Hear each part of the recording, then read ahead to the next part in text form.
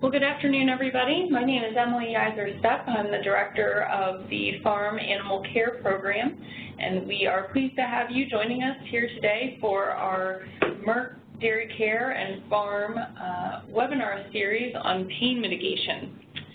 Merck Animal Health and the National Milk Producers Federation formed a partnership over a year ago to help ensure a comprehensive industry-wide approach to employee training in animal care in the dairy industry.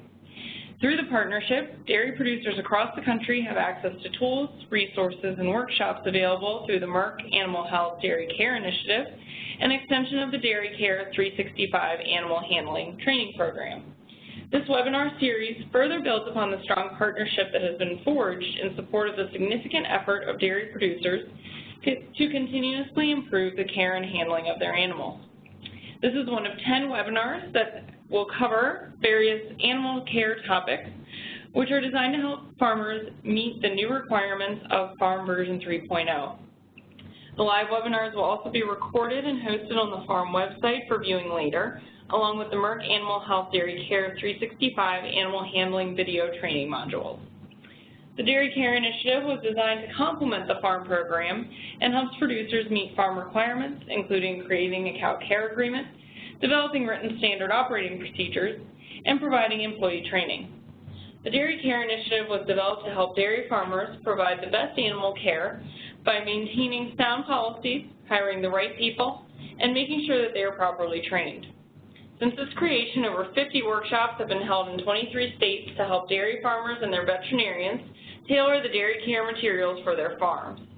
The Dairy Care Initiative includes comprehensive resource guides, dairy care animal handling video training modules in both English and Spanish, customizable templates for animal care policies and SOPs, and free workshops for farm owners, herdsmen, managers, supervisors, and veterinarians. Before I introduce our speaker for the day, Dr.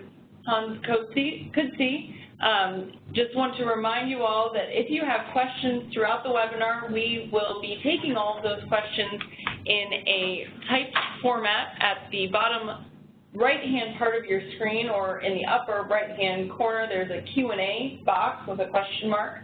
You can use that at any time, and we'll gather those and ask Dr. Kudzi those questions at the end of the presentation. Our presentation today, our speaker today, presenting on pain mitigation is Dr. Hans Kudzi. Dr. Kudzi is a professor and head of the Department of Anatomy and Physiology at Kansas State University. He obtained his Bachelor of Veterinary Science degree from the University of Pretoria, South Africa in 1996.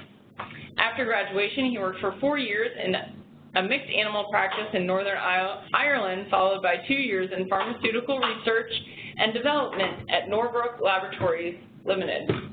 He received a specialist certificate in cattle health and production from the Royal College of Veterinary Surgeons in London in 2000, and a doctorate in veterinarian microbiology from Iowa State University in 2005. He holds dual board certification in the American College of Veterinary Clinical Pharmacology and American College of Animal Welfare, and is a European specialist in animal welfare science, ethics, and law. His professional interests include the development of analgesic drug regimens for use in food animals and the therapy of bovine anaplasmosis. He has published over 108 peer-reviewed scientific papers and received over $8 million in research funding. In his free time, he enjoys spending time with his wife and his twin daughters. Dr. Kudzi, we are very excited to have you today and are going to turn things over to you right now. Thank you very much, Emily. I appreciate the opportunity to be with you here this afternoon for some, this morning for others.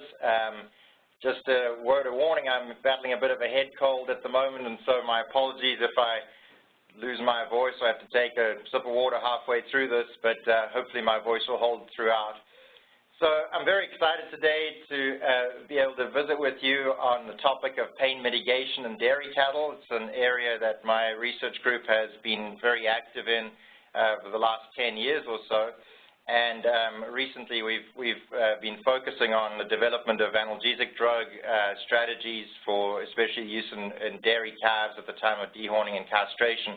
And so I'm excited to have the opportunity today to share some of those data with you and talk to you about some of the the more practical implications of the work that we're doing. Let me just drive this thing here.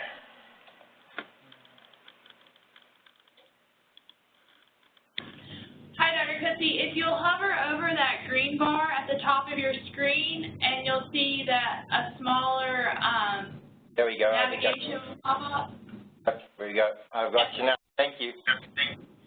So I think it's good to start off with a definition of what is pain. So when we talk about pain, what do we mean, especially in regards to dairy cattle in particular? So pain is generally defined as an adverse feeling or sensation associated with actual or potential tissue damage, and that then results in a physiological and neuroendocrine and behavioral change that indicates a stress response. So that's the textbook definition. Practically speaking, the implications of this definition is that we have three primary areas that we examine in order to determine whether an animal is in pain. Those are physiological outcomes, which most commonly are measuring hormones like cortisol, which is a stress hormone, neuroendocrine outcomes. In some cases, this would be a release of epinephrine or fight or flight response that causes blood vessels in the skin to contract, and so we can see color changes in the skin with a thermography camera, and that's one of the ways we would measure a neuroendocrine change.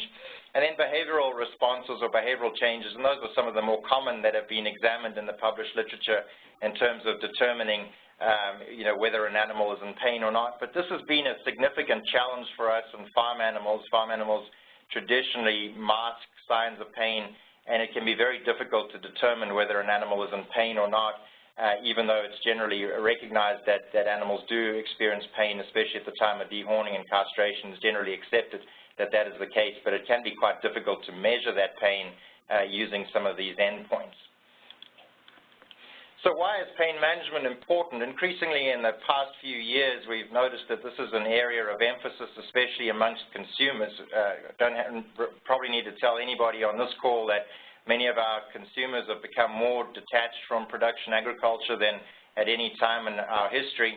And consumers are also becoming very interested in how their food is produced. And so this has provided an opportunity for some external factors to start to influence some of our production practices. And so increasingly we're seeing organizations such as Tyson developing language. In this case, it was for the swine industry, in which they indicated their support for the development and use of pain mitigation for tail docking, castration, and piglets. And then in 2015, Walmart issued a press release in which they specifically highlighted that its research had shown that 77% of its shoppers said they will increase their trust, and 66% will increase their likelihood to shop at a retailer that improves the treatment of livestock. And pain management and pain mitigation is probably one of the more visible areas for consumers in terms of things that we do on a production system. And so taking a proactive role in alleviating or mitigating pain in the animals in our production systems is critical for us to be able to maintain consumer confidence, as well as it just being the right thing to do by these animals. We know that these procedures are painful, and so it's really our responsibility as custodians of animal welfare and livestock caregivers to be preemptive and proactive in terms of how we mitigate pain in these animals. Now, we do have several challenges in regards to pain in cattle production systems, and these can broadly be categorized into two areas. The one is pain associated with elective procedures, which would be procedures that we decide to do from a management perspective, and typically that would be dehorning and castration. And then there's pain associated with the way the animals are housed in some respects in terms of lameness, if we have challenges with the conformation of the animals or some environmental factors that could lead to lameness. Those are far more challenging conditions to deal with in regards to pain mitigation. So we'll start off with the low-hanging fruit, which is pain mitigation associated with elective procedures. So we do a lot of dehorning, especially on dairy production systems. There's at least 4 million calves a year that are dehorned, and at least 8 million calves are castrated. and those figures are not terribly precise. There's probably a lot more actually that are dehorned. But broadly speaking, dehorning is one of the more common procedures that we do on dairies that have a pain component to it. And the pain associated with these procedures has really got two parts to it. The one is an acute pain, which is that initial incisional component when we either do a hot iron dehorning or castration. And then there's the more chronic inflammatory component that results from the procedure, and that can last for several days after that procedure is completed. And so when we're looking at managing or mitigating pain, we've got to consider these two components, this acute pain and the more chronic inflammatory pain. And anybody, the best example I can refer to that everybody on the call can relate to would be going to the dentist. So when you have a tooth extracted at the dentist, they're going to administer some local anesthetic, and that will take care of that acute incisional component.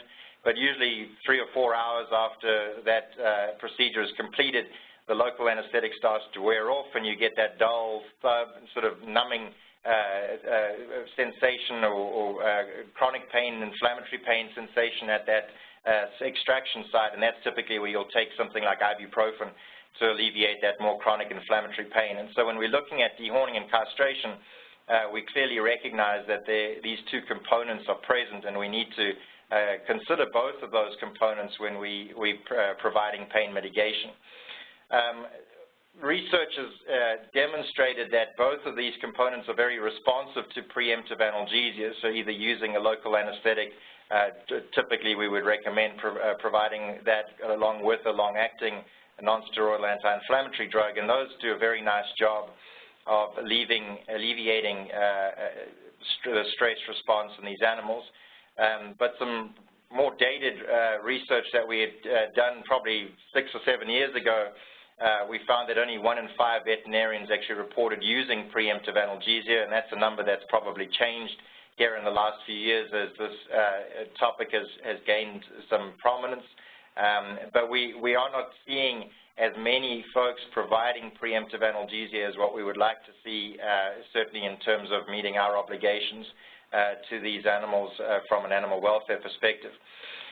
The implications of the pain associated with dehorning and castration is that there's certainly societal animal welfare concerns associated with this. These procedures are stressful. They cause weight loss in the animals.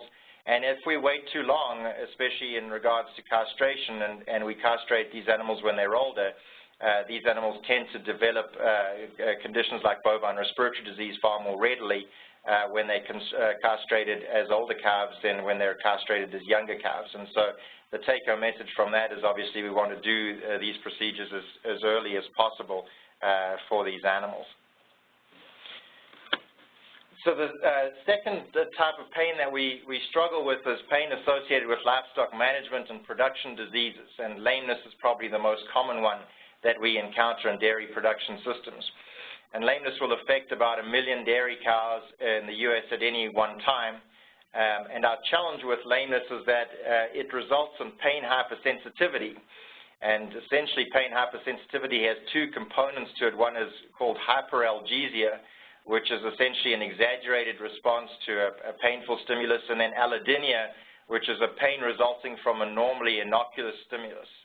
So oftentimes those of you that have had some experience with, for example, sole ulcers in dairy cattle, if you lift the claw of the animal with the sole ulcer, even if you just took a feather and you were to rub it over that sole, you'll see this exaggerated response of the animal kicking, and that's because of this wind-up pain, this pain hypersensitivity, which is termed hyperalgesia and allodynia.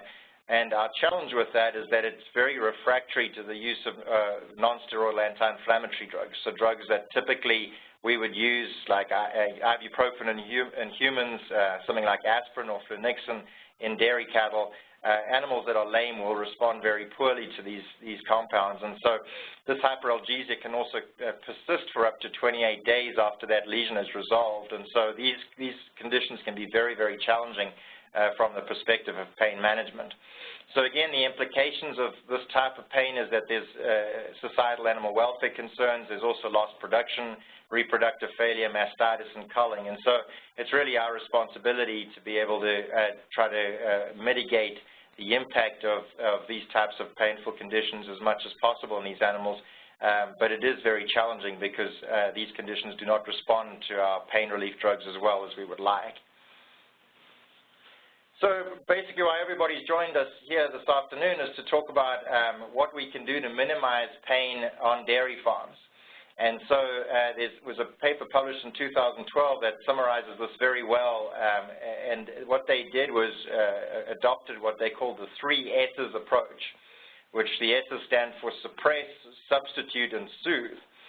So suppress basically means to suppress the source of pain, and that would be to eliminate the need for a painful procedure from the beginning. So if we were to incorporate pole genetics to eliminate the need for dehorning, if we used more sex semen to reduce the need for castration, or we could enhance selection. In this particular paper, they talked about selection to reduce bore taint.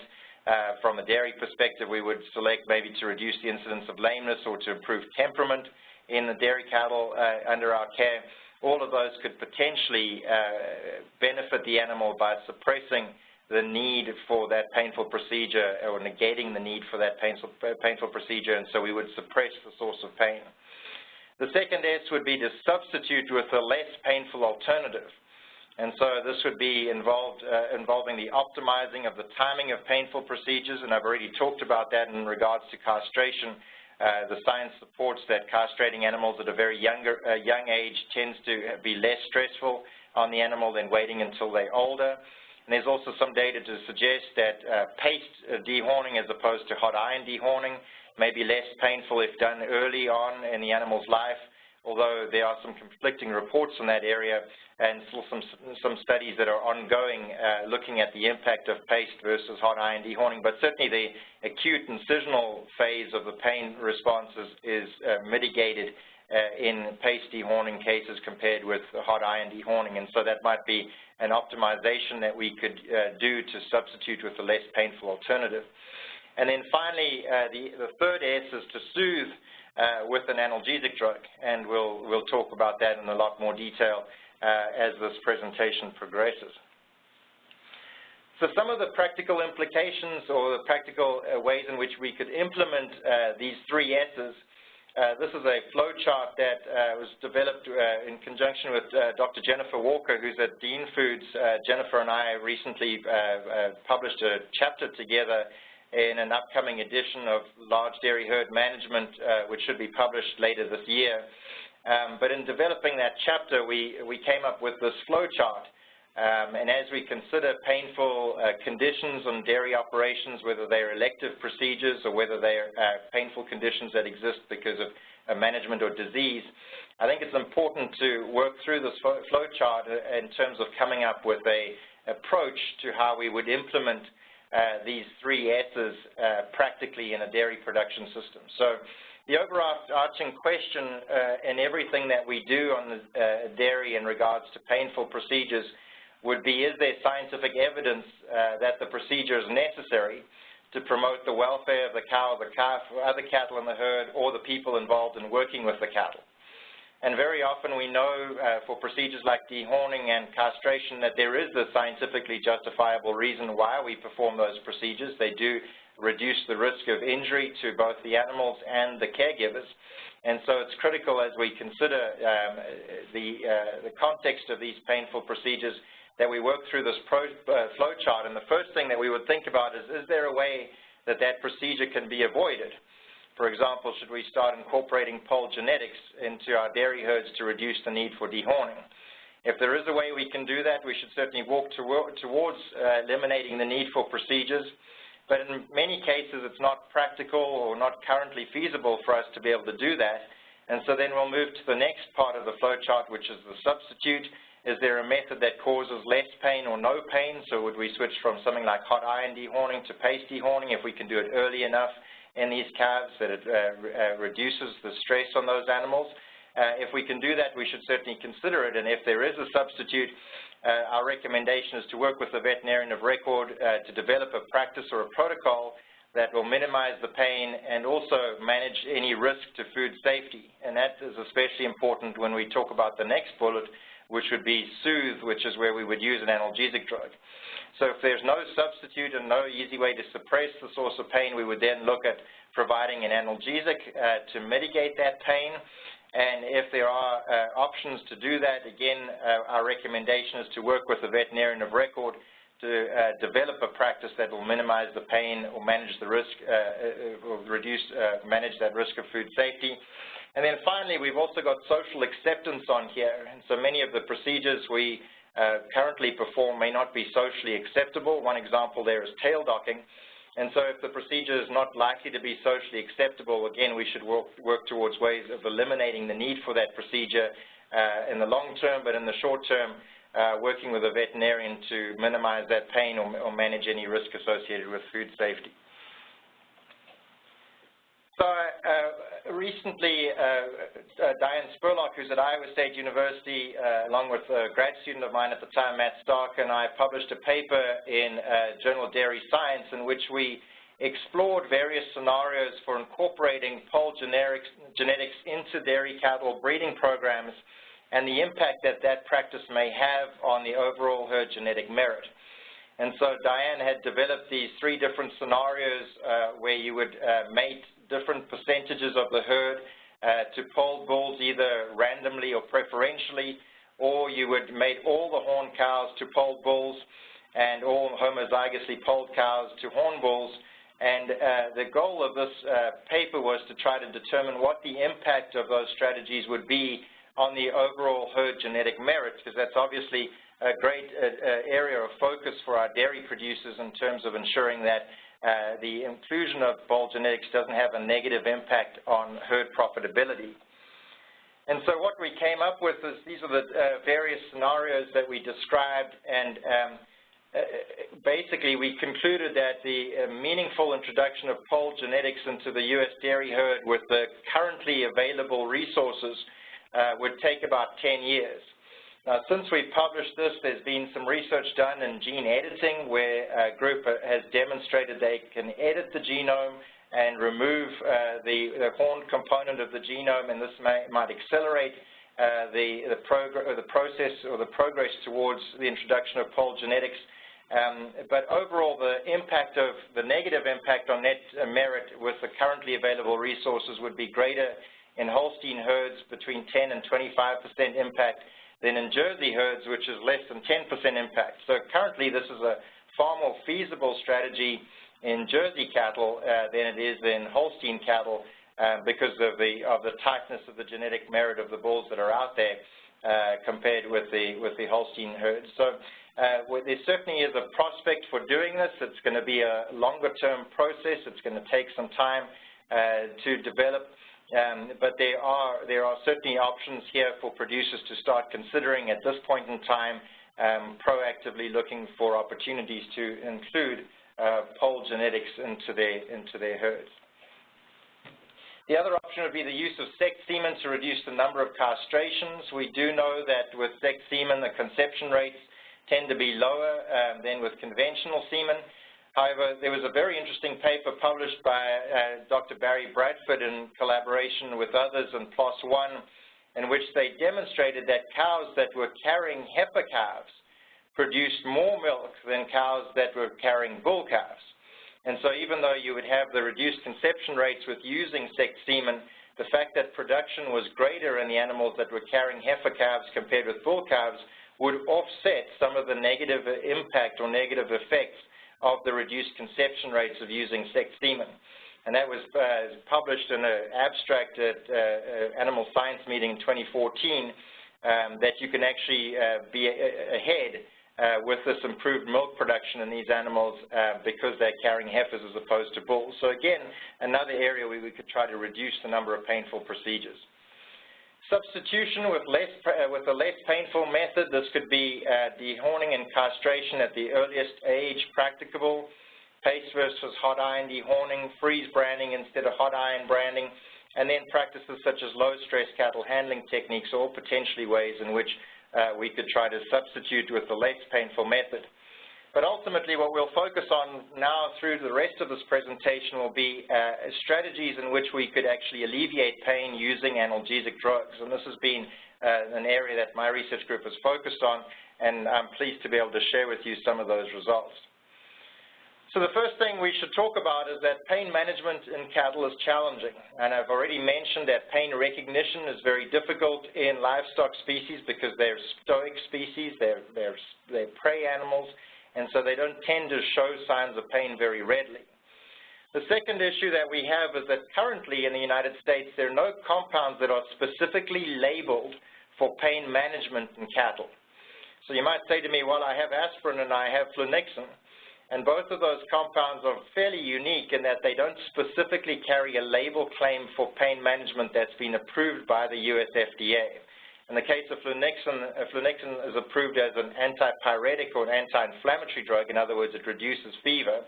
And in the case of aspirin, it's never actually formally been approved by the USDA, or by the FDA rather. And so whenever we use a drug for pain management, we're using that drug in an extra label manner, which basically means that we're using it in a way that it's not specifically approved, and such use does require veterinary oversight, and we'll talk about that here in a moment. The third challenge we have is that there's typically a time delay between when we administer the drug and the onset of activity, and so this happens especially when we use local anesthetics. You do need to wait 2 to 5 minutes after you administer the local anesthetic in order for that drug to take an effect. The fourth challenge is that many of the drugs we use are quite inconvenient to administer in terms of their route of administration. An example there again is flunixin meglumine, which is marketed as Banamine, and that drug requires intravenous administration, so there is some training that is required in order to administer that drug effectively, and that can be inconvenient for a producer to do. A fifth challenge is that many of the drugs we use are fairly short in their duration of activity. They tend to have a short half-life, as we call it, and that means that the drug has to be administered quite frequently in order for it to be effective. And then the last challenge we have is that some of the drugs that we work with have a meat and a milk withhold period, and each of those can create some challenges, especially if we're using them in lactating dairy cattle.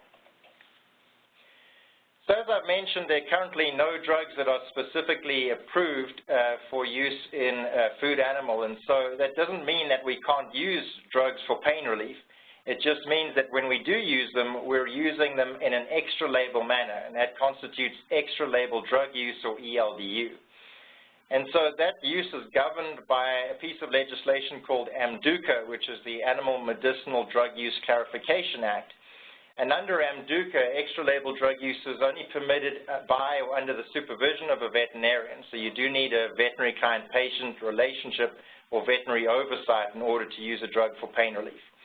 Extra label drug use is allowed only for FDA-approved animal and human drugs, and so you do have to use an FDA-approved drug if you're going to use a drug in an extra label manner, but it can be an approved human drug as well as an approved animal drug. You do also need a valid veterinary client-patient relationship, which currently with the new regulations in regards to antimicrobial use in feed, you do need a VCPR for that. And so this is no different from that relationship which typically exists on dairy production systems. Extra label drug use is for therapeutic uses only, so the animal's health is suffering or threatened. This should not be administered for production purposes. And extra label drug use is only permitted if it is not permitted if it results in a violative food residue. And so this is the critical component for a dairy producer, that if you are using a drug for pain relief, that you do need to work with your veterinarian to establish a withhold period so that you don't produce a violative food residue that could be a risk for public health. So if all those conditions are met, there are several options that we can use in terms of providing pain relief. And so we'll talk about each of those. There's local anesthetics such as lidocaine. There's non-steroidal anti-inflammatory drugs such as flunixin and meloxicam. There's sedative analgesics such as xylazine, and there's an anti-epileptic drug called gabapentin. And those last two drugs I'm not going to talk about in much detail in today's webinar because both of those require direct veterinary oversight. And I think in most cases those are administered typically by a veterinarian or under the direct direction of a veterinarian. And so my focus here for the rest of this presentation is going to be on local anesthetics and non-steroidal anti-inflammatory drugs. So in regards to local anesthetics, the way in which these drugs work is they basically block the transmission of nerve impulses along the nerve. And so all of us at some point in our lives have been exposed to a local anesthetic when we've gone to the dentist. These are the compounds that dentists use to inhibit pain response when they're extracting a tooth or filling a tooth. And everybody on the call can relate to the fact that this is a reversible loss of sensation. So usually within a few hours after the procedure, that pain management or mitigation is lost, and you start getting a return of sensation to the site, which can be painful. Lidocaine itself is a fairly rapid onset of activity, so it typically starts working within 2 to 5 minutes, and an intermediate duration of action, so it usually works for about 2 to 3 hours.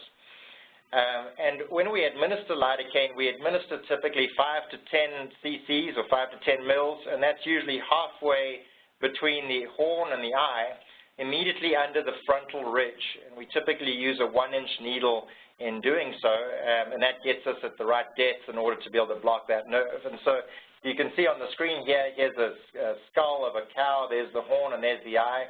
So typically halfway between the horn and the eye is where we try to administer 5 to 10 mils of lidocaine, and it's immediately under this bony prominence that we call the frontal ridge. And so when you palpate the animal, in other words, when you put your hand on the side of the head of the animal between the horn and the corner of the eye, you'll feel a very prominent bony ridge, which is called the frontal ridge, and there's a distinct depression immediately under that bony ridge where you can actually push your fingers into that depression and feel it's like a hollow point between the corner of the eye and the horn. Halfway between the horn and the corner of the eye, you'd administer the drug using a 1-inch needle, 5 to 10 mils, and we typically administer that just under the skin, and we'll move the syringe around while you're injecting it so that you make sure that you can distribute the drug evenly in that hollow space immediately under the frontal ridge. As soon as you're done, we typically will palpate that area or rub it very vigorously to ensure that the drug distributes in the area where the horn is expected. And usually within 2 to 5 minutes, it will completely numb any sensation to that horn, and that will allow you to very effectively disbud the calf involved. And so it's a fairly simple procedure to do once you've had some training in terms of the appropriate site of the injection, and you can administer that 5 to 10 mils immediately beneath that frontal ridge. So I did have a video clip here of a calf that had received a local anesthetic and one that didn't, but I unfortunately didn't realize that I was unable to show those on the webinar. And so the University of Guelph and Dr. Todd Duffield was the one who originated these videos, and he's developed a very nice website that I've asked Emily to share with anyone who's interested. And so she's got that website. She's going to put it in the chat box. And so anyone who wants a tutorial on how to administer a local anesthetic, I would strongly recommend that you take a look at that website and get the information you need. They've done a very nice job up there at the University of Guelph with that tutorial, and it's a very, very handy website for you to take a look at. In terms of local anesthetic for castration, in this case, we would administer the drug. This is obviously an extreme case. This is a very large bull being castrated, but we did this in order to be able to demonstrate the site of the administration. What you typically do is inject the local anesthetic into the spermatic cord, which you can very easily palpate between your thumb and your fingers right above the testicle before it goes up into the inguinal canal into the body. And so once you palpate that cord, we would typically administer, again, 5 to 10 mils of local anesthetic into each one of those cords. And again, waiting 2 to 5 minutes would give you the opportunity for that drug to work and to mitigate any pain associated with that. So there are some pros and cons to local anesthesia. The pros is it's typically very inexpensive to administer local anesthetic drugs. They do reduce the procedural pain, that acute pain associated with the procedure. It reduces the risk of injury to both the operator and the calf. And it has also been shown that local anesthetic will significantly reduce stress associated with the procedure as well. There are some downsides to local anesthesia. The first is it takes 2 to 5 minutes for the drug to work. So typically what we would do, especially when we have calves and hutches, is we'll go down the row of hutches and administer the drug to the left and the right side. And then we'll start again to a group of calves, and then we'll start back at the beginning, and that will have given us the 2 to 5 minutes for the drug to take an effect. And then we'll do the dehorning procedure. So it does add a little time to the procedure, but that's certainly a lot easier to manage in hutched calves and dairy operations than it is in a beef operation. It does require some training to administer the local anesthetic, and the local anesthetic does wear off after a few hours, at which point in time the pain starts to return, and that's certainly a cause for concern. And so that brings us to the second point of this discussion, which is looking at drugs that last a little longer than the local anesthetic to extend the pain relief through that inflammation phase that follows. So what we see in research settings is that typically we see a spike in cortisol, which is a stress hormone, that occurs after the local anesthetic is worn off. And so you'll see here at 4 hours after dehorning, with only a local anesthetic, we see the spike in cortisol response. It's got the little star above it there. Whereas when you use local anesthesia with meloxicam, you don't see that spike in stress response, which means that the pain is more effectively mitigated when you combine the local anesthetic with a drug like meloxicam. So this is called multimodal analgesia, which is essentially attacking the pain response at different points along the pain pathway. And this by far provides us with our most effective pain relief. And so we published that. This was a study in which we looked at previous research in this area, and this is the percentage reduction in overall cortisol response. And we demonstrated that when you use a local anesthetic in combination with a nonsteroidal anti-inflammatory drug, we can see a far more significant reduction in the cortisol response compared to when you just use local anesthetic. You can only get about a 25% reduction, or an NSAID on alone, you only get about a 15% reduction, but that combination will give you over 50% reduction in stress response, which is obviously a very significant benefit for the animal. When it comes to nonsteroidal anti-inflammatory drugs, as I've mentioned, none of these are actually formally approved by FDA for analgesia in food animals, but they are generally available through your veterinarian, and there's several options here that I've got listed on the slide. There's flunixin, meglumine, which would be banamine, phenylbutazone, ketoprofen, aspirin, carprofen, meloxicam, and ferrocoxib. But the ones I'm going to focus on today are going to be flunixin, just because it's the most common one that's available, aspirin, because it's also very common on dairy operations, and then meloxicam. One of our challenges with flunixin is that it has to be administered intravenously, and not all of our producers and animal caregivers are comfortable with this route of administration. And the other challenge we have with flunixin is it has a very short duration of activity, typically only lasts 3 to 8 hours. And so this creates some challenges for us in terms of providing a sufficient amount of analgesia that lasts long enough to be effective during that inflammatory period. The second drug I'm going to mention is aspirin, and this is one that many of you are commonly familiar with. It's one that you can just purchase from a feed store. It's never formally been regulated by FDA, but one of the challenges we have with aspirin is it's very poorly absorbed from the gut of the ruminant animals. So in adult dairy cows, only about 20% of the aspirin that you give as a tablet is actually absorbed by the animal, and the rest of it, that 80%, goes out into the environment and mitigates pain and bacteria and whatever bugs are in the environment. But it's not actually doing any good for the animal. And so I'd strongly discourage folks from using aspirin on dairy operations for pain relief, because it really isn't doing what you think it's doing because the drug is so poorly absorbed in adult dairy cows. The drug I'm going to focus on here for the rest of this presentation is going to be meloxicam. So meloxicam is a human drug that is used for treating osteoarthritis in people, but it is approved in the European Union and Canada for the alleviation of pain associated with disbudding. And in its Canadian approval, the dose that they administer is 0.5 milligrams per kilogram. My recommendation is to administer 1 milligram per kilogram.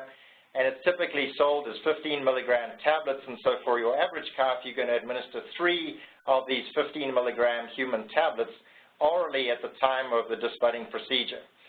And the benefit of meloxicam is that it has a very long half-life. It lasts for up to 27 hours, and so it's a very effective drug in terms of its duration of activity, and provides a very long and effective period of time in which you will mitigate pain after the local anesthetic has worn off. So in terms of using something that works for longer than after a single dose, meloxicam is an excellent choice for this, but it is extra-label drug use, and you do need to work with your veterinarian in terms of using this drug, because it does have to be used under AMDUCA in an extra-label manner. Oral meloxicam lasts for a very long time. When we've given the drug orally, we've actually found it in the blood of calves 4 or 5 days after we've given it, and so it provides a very long duration of activity. And it's fairly convenient to administer just 3 of these tablets to your average-sized calf in order to be able to alleviate pain long after the local anesthetic wears off. We've done several studies with meloxicam, and we've demonstrated that calves that receive meloxicam tend to look a lot better after dehorning than calves that do not. You'll notice in this photograph here, there's 3 calves up at the feed bunk eating. They've instrumented for a pain study. You'll see they've got heart rate monitors on them, and they also have catheters for blood sample collection. You'll also notice there's 3 calves laying in the back of the pen feeling rather sorry for themselves, and those are the 3 calves that did not receive the meloxicam. And so this is one of the most commonly reported effects from dairy producers, is that they say when they use meloxicam orally in these calves, they get up to the feed bunk much quicker after a dehorning procedure, and they just look a lot better, and they also perform much better, and we've demonstrated improved growth in the animals that receive meloxicam at the time of disbudding versus the ones that do not. And so it gives an average daily gain of about 1.5 kilograms per day in the calves that did receive the meloxicam over 10 days after dehorning, compared with an average daily gain of only about 0.7 in the animals that did not receive the meloxicam at the time of dehorning. And so we would strongly recommend the use of meloxicam, not just from the point of view of alleviating pain, but also because it helps to mitigate some of the negative impacts of dehorning on growth and performance in these animals. One of the questions I get is whether the timing of the meloxicam administration is critical, and what we've found in our research is that it really doesn't make all that much difference whether you give it the day before the procedure or at the time of the procedure. And so from a convenience standpoint, given that you'll be using a local anesthetic to mitigate that acute incisional pain, we recommend administering 1 milligram per kilogram of meloxicam, or basically 3 meloxicam tablets to a baby calf at the time of the dehorning procedure, so about the same time as what you're giving the local anesthetic. And by the time the local anesthetic is worn off, the drug has a chance to work. And so what this graph is showing you is the impact of the meloxicam on prostaglandin, which is a metabolite that is released in response to inflammation. And you'll notice there the T0 graph at the bottom was the drug given at the time of the procedure, and we actually blocked the production of prostaglandin, or the inflammatory response, for up to 72 hours after the drug was administered. And so the benefit of meloxicam is this very long duration of activity after the single dose given at the time of the procedure. One of the most common questions I get is it legal to use oral meloxicam in cattle under AMDUCA? And yes, it is, provided you're using it for the alleviation of pain and not for production purposes. The meloxicam must also be manufactured in an FDA-inspected facility, so you must use the human generic tablets, and you must keep very good records of extra-label drug use, and it must be administered under the direction of your veterinarian, and it can't be administered in feed. Your veterinarian also needs to provide a withhold period recommendation when they recommending that you use meloxicam for pain management. So here's a letter from the US FDA that was sent to Dr. Fred Gingrich, who is the current executive president of the American Association of Bovine Practitioners. And in this letter, FDA states that presuming the extra-label use involves an FDA-approved meloxicam, such use would likely be permitted under the regulations provided all other applicable conditions are met, including those addressing the avoidance of residues that may present a risk to public health. So currently, in the absence of any approved analgesic drugs for use in cattle, we are able to use meloxicam in an extra-label manner to extend the duration of pain relief in these calves after the local anesthetic wears off. So our current recommendation would be to use local anesthetic at the time of the procedure and at the same time to administer meloxicam tablets, and that will ensure that the animal has effective pain relief for at least 4 or 5 days after the procedure. We've also demonstrated that using this analgesic drug in older calves actually reduces the risk of bovine respiratory disease. And this was a paper that we published in Journal of Animal Science, in which we demonstrated that meloxicam administration at the time of castration in beef steers actually reduced the number of animals that presented with bovine respiratory disease, demonstrating a positive economic impact for a producer if they use this drug in high-risk animals. And so that's not necessarily going to happen in every animal, but certainly in animals that are at high risk of developing bovine respiratory disease, there's definitely a beneficial impact of using a drug to reduce pain in those animals at the time of these procedures. So in terms of pros and cons of non-steroidal anti-inflammatory drugs, the pros generally, currently meloxicam is relatively inexpensive. It reduces the inflammatory pain or the long-acting pain. It reduces stress and also potentially improves average daily gain. Some of the cons of using non-steroidal anti-inflammatory drugs is such use does require veterinary oversight. You do have to observe meat withhold periods, which in baby calves, if they're not veal calves, is typically not an issue. In veal calves, that would be more of a concern. And they're most effective when they're administered along with a local anesthetic. So we typically don't recommend using meloxicam alone or a local anesthetic alone.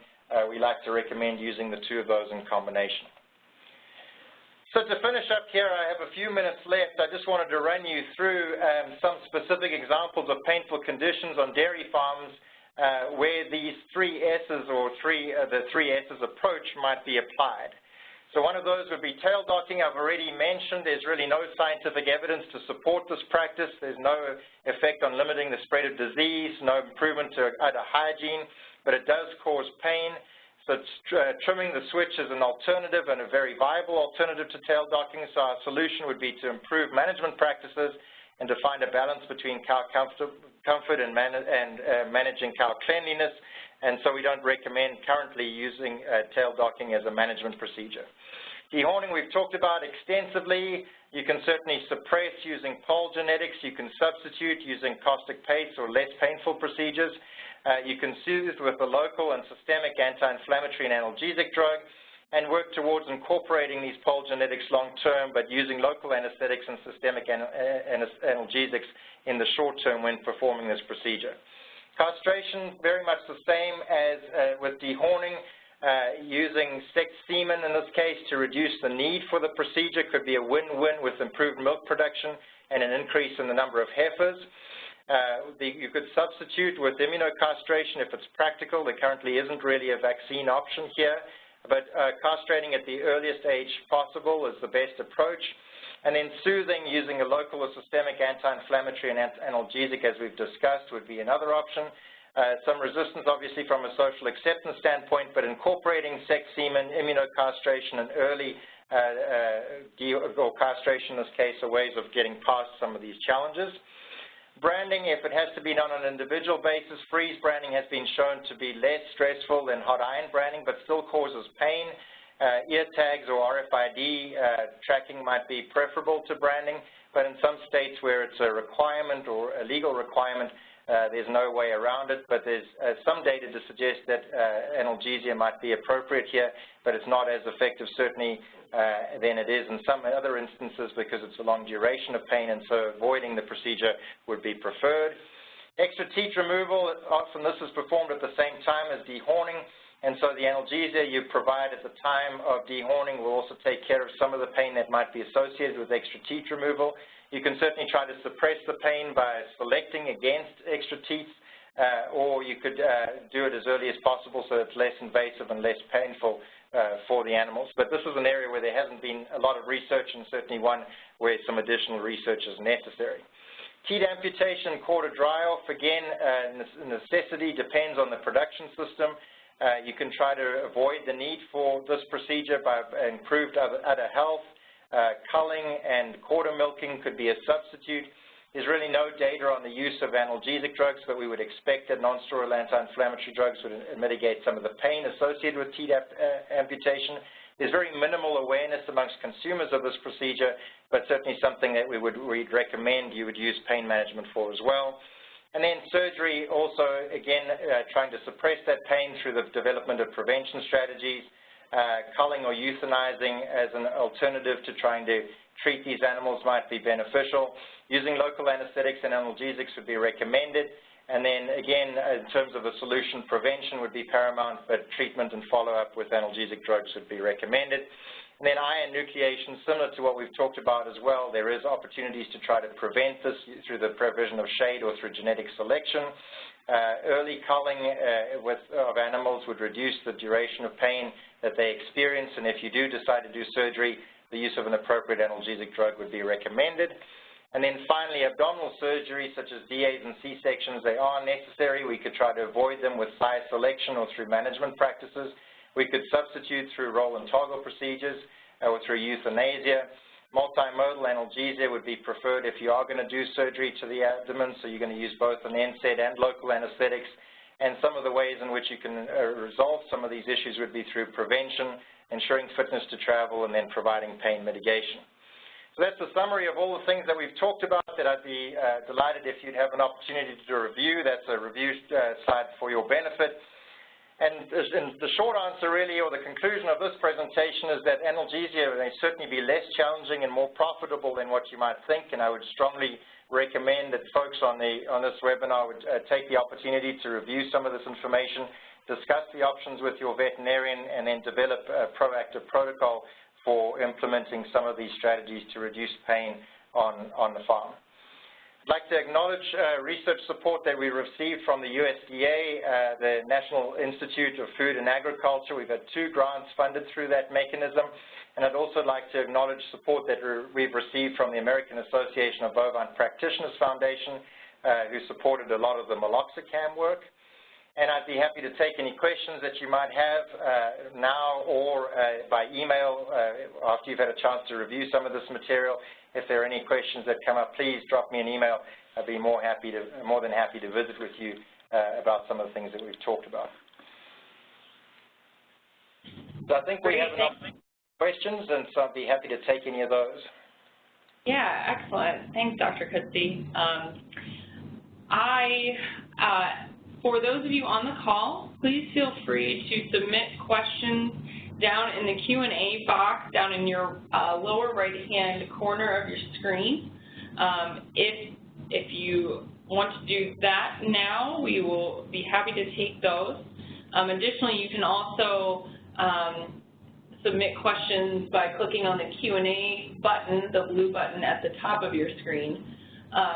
While we wait for those to come in, Dr. Coetzee, I'll ask one of ours. If you had a crystal ball today in front of you, what are you hearing within your academic community and seeing with the scientific research that's out there on the use of pain mitigation drugs in the U.S.? When do you think realistically we can expect something to be approved for use here in the United States? That's an excellent question, and I think the answer to it is that initially when there were discussions about the use of analgesic drugs, I think several of the pharmaceutical companies that would be involved in developing those compounds were hesitant to get involved from a cost standpoint.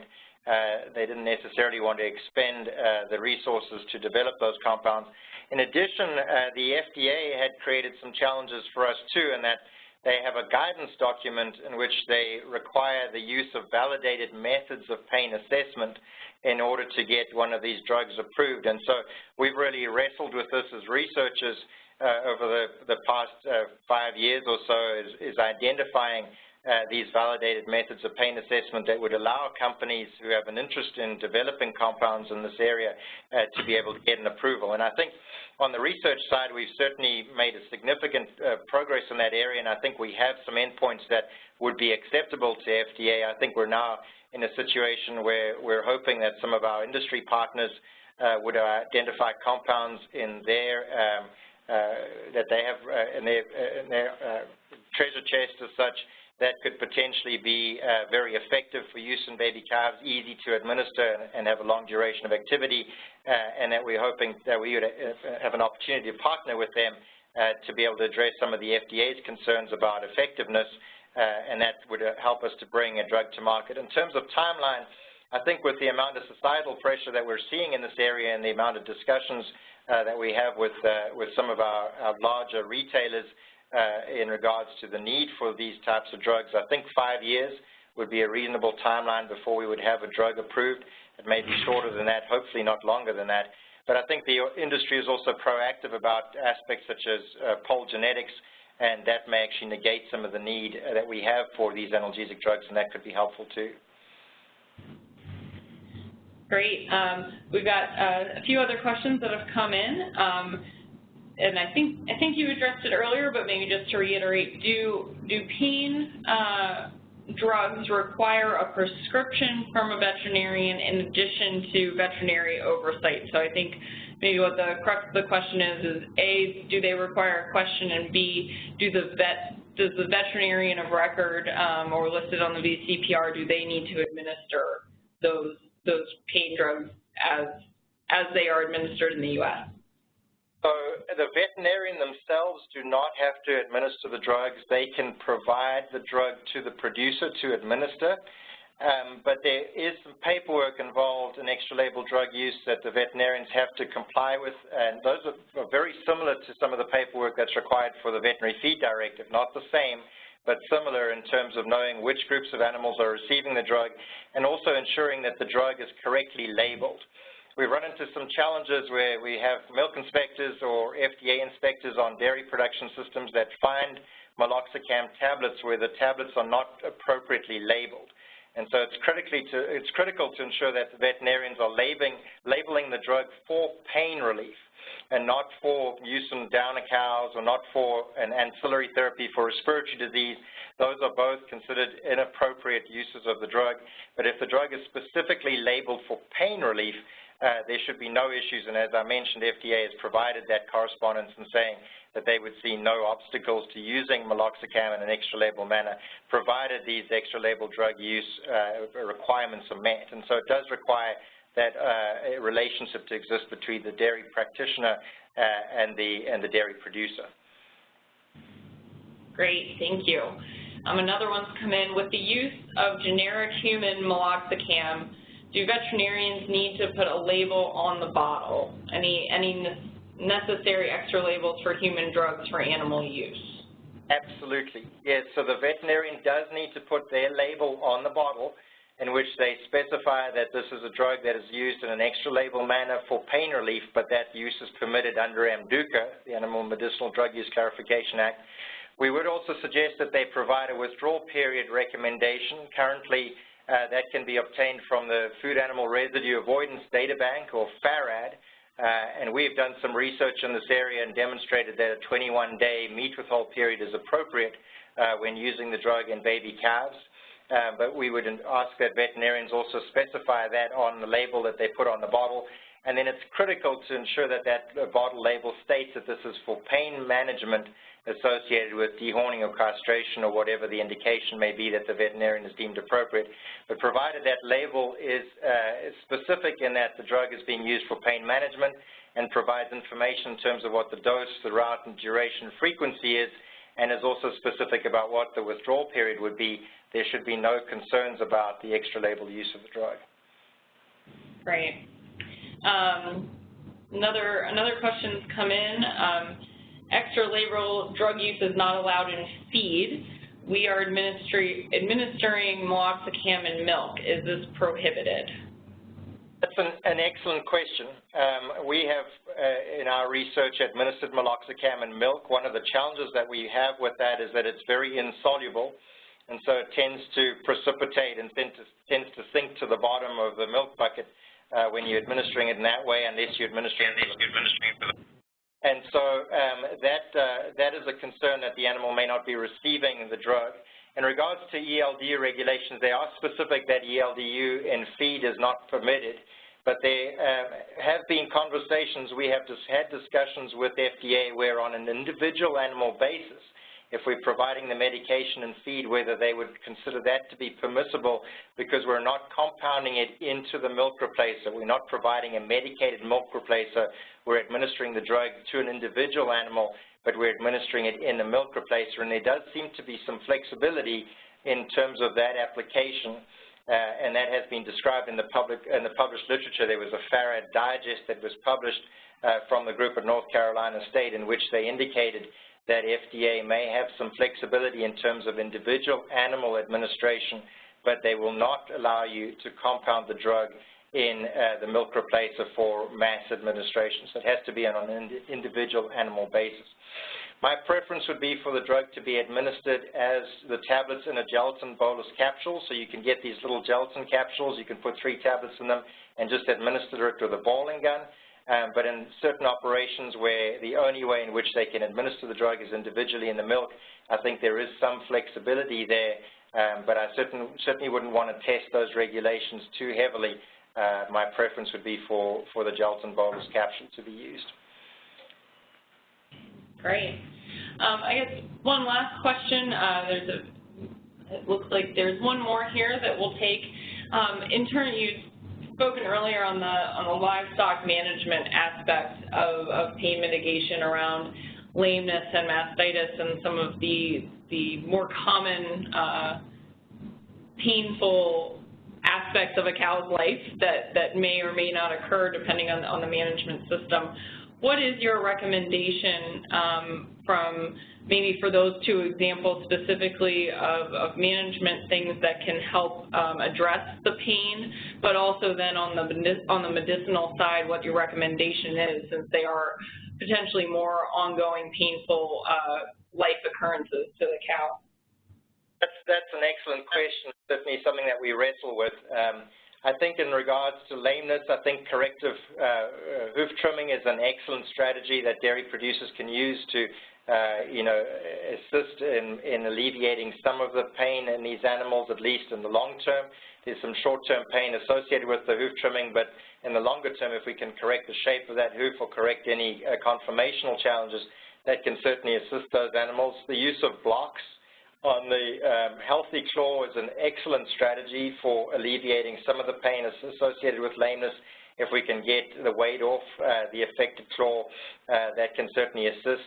And then in terms of pain mitigation, this is an area where we would strongly encourage producers to visit with their veterinarian, because it's a delicate balance between providing analgesia to the animal and navigating the necessary withdrawal periods for an animal that could be potentially being consigned because of painful conditions. So if you have a claw lesion or lameness that does not appear to have any chance of resolving, it certainly would be a better strategy to consign the animal to slaughter or euthanize it, rather than trying to administer an analgesic drug that could potentially create a tissue residue concern for you when the animal is consigned. And so we're not advocating withholding pain management, but certainly advocating for accelerating decision-making in terms of whether the outcome is likely to be favorable for the animal, in which case pain management, which include drugs like meloxicam and flunixin, would be appropriate, or at that time whether it would be preferable to either euthanize the animal or consign the animal because there's no